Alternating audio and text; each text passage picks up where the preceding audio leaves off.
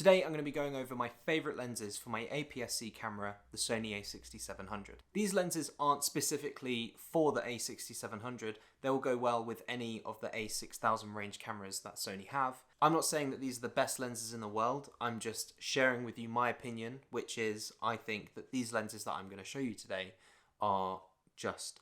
I'm going to be talking about a prime lens, and I'm going to be talking about a zoom lens, and I might sneak in another prime lens at the end of the video, depending on how long this video is. We're going to start things off with an absolute banger of a lens. It's probably my favourite lens. This lens is great for videos, it's great for photos, it's got great range, it's just overall an absolute masterpiece of a lens, and that is the Sony 18-105 f4. This lens is just unbelievable. I've absolutely battered mine to pieces, as you can see. I actually spilt wax over it once.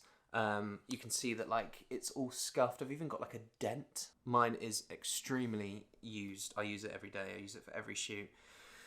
It goes everywhere with me. It's perfect. This has got really, really good range as well. I'll show a video of me zooming in all the way and zooming out so you can kind of get an idea of what kind of range this lens gets. It's not too heavy. I mean, it's a bit of a chunk, but like it's not something that I've struggled with. You know, it's not like a telephoto. The filter size for this lens is 72mm, which means that if you buy any ND filters or Polaroid filters or ProMIS filters, you need to get 72mm size threading. I use step-up rings a lot as well, so you just buy your biggest filter for your biggest lens and then use step-up rings, and then you can just not have to buy loads of filters. This lens has a digital zoom as well, which is really, really nice and handy.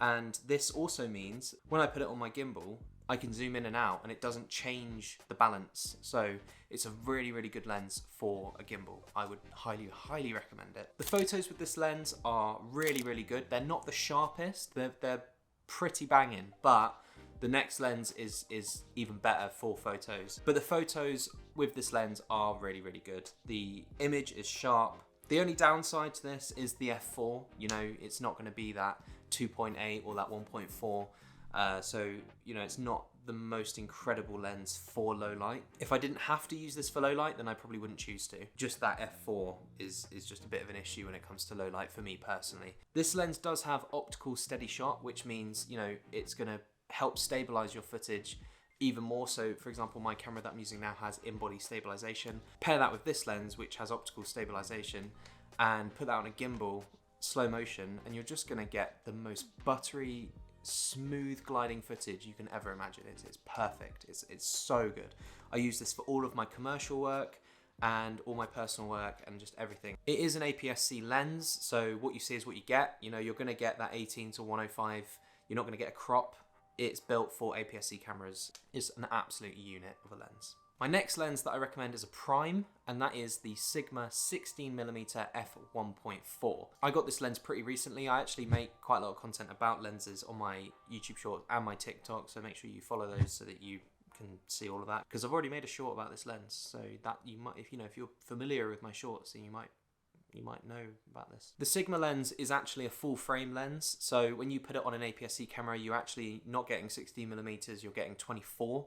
Which is still plenty wide. You know, I can vlog with this lens. It's good. It's really well made. I would definitely give it like a solid 9 out of 10 in terms of how well it's made. It's all metal and rubber and glass, obviously. The photos are so clean and crisp, which obviously for a prime lens, they're going to be just that little bit sharper than zoom lenses. The video looks great. It's perfect for low light because you've got that nice 1.4 aperture, which just makes everything so much brighter and just overall and really, really nice. The Sigma lens does not have in-body stabilization at all. You've got to take that into consideration, but if your camera has in-body stabilization and you're putting it on a gimbal anyway, then it'll be fine. Like you're not really going to notice it. I don't know what's happened. I think the sun's setting and it's like golden, so I do apologize. If you are wanting to have a full frame camera eventually, then this lens is a great purchase because it will also work on your full frame camera as long as you get an E-mount. I took both of these lenses to Portugal and the footage just speaks for itself. It's really, really nice and clean.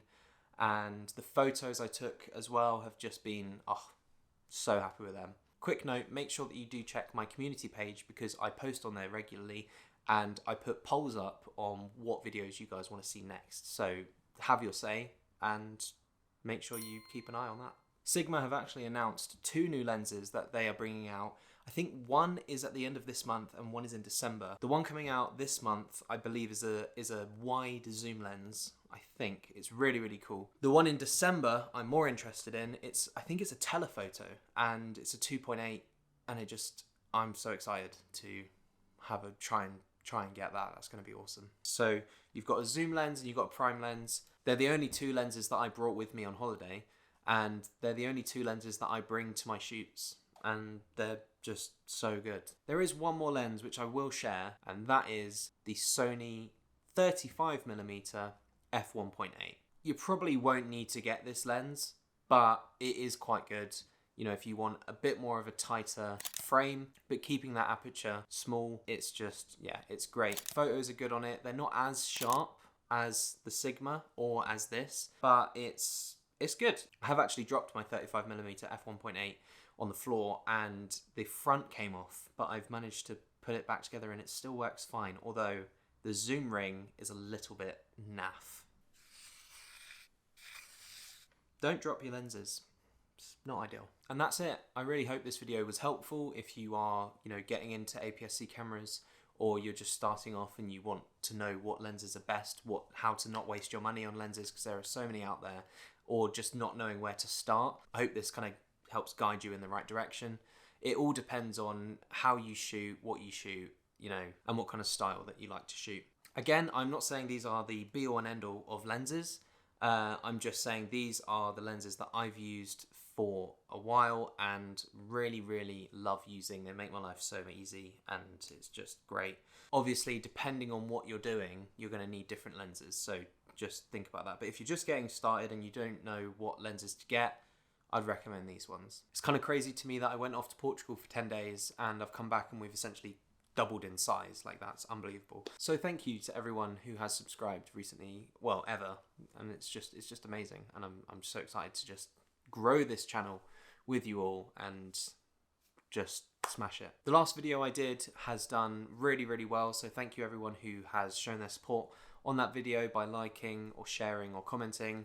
It means the world to me. I wasn't actually expecting that video to do as well as it did, so that's always a good thing. But yes, I'll end this with a reminder to make sure you are checking my community page, because I do post on there polls which you guys can vote which video that you would like to see. I kind of give you a list of ideas and then you guys vote on one and then I'll do it. I have got some cinematic video footage from Portugal with the Sony a6700 coming.